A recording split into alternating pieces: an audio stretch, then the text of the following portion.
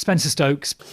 Well, back to the airport now. 17 years ago, this site opened as a commercial airport. It was a former RAF base, and it opened up new opportunities for an area that had been really hit by the pit closures.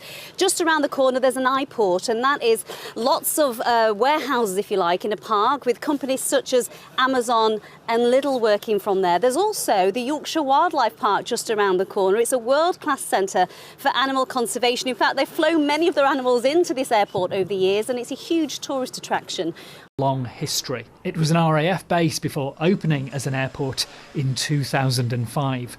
The original name, Robin Hood, raised eyebrows, and a launch stunt fell distinctly flat. That branding was designed to appeal to the American market, but transatlantic flights weren't consistent year to year. Low-cost carriers came and went. The facilities, though, won numerous awards, and the council invested in a link road.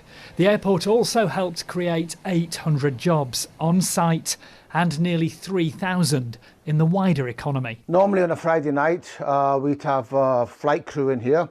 Up until this week, the Crown Hotel at Bawtry let 30% of its rooms to TUI staff. It's about the worst thing that has happened in the last 20 years since the day we bought the Crown Hotel. You know, we built everything up around this, but you can feel it in the mood in the town. You walk in the bars and the restaurants, and everyone's down. And it's a subject on everyone's lips. It's massive. It's absolutely massive. It's devastating. The original aim was to get at least 2 million passengers, but numbers rose slowly from 900,000 in 2006 to just 1.4 million in 2019. 17 years on, there are significantly fewer airlines with the potential to serve Doncaster's core market. And the business has to compete with very well-established airport capacity in the Midlands and North. This expert says building it by the airport has been made by an international conglomerate, but the track record of closed airports reopening is not a good one. In the short term at least, the lights are finally going out at Doncaster, Sheffield.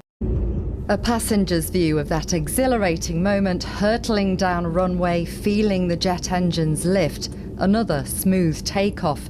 This one filmed at Doncaster Sheffield Airport by Joshua Brown, who was obsessed with aviation as a boy. Landing a job there as an airfield safety officer was a dream come true. At the time, one of the longest runways in the UK, so it was perfect in terms of reimagining it as a civilian airport. It was a hook to so many things, improving the amount of jobs, the diversity of jobs. I mean, the link road wouldn't have happened without the airport. And when that finally opened, I was absolutely struck by the fact of how many people, if I was in the supermarket or was just out and about, would spontaneously come up to me and say, "My God, Caroline, that link road's brilliant." Away from journey times and job prospects, working at the airport brought a feeling of pride. For Josh and his colleagues, saying goodbye will be a wrench. It gave me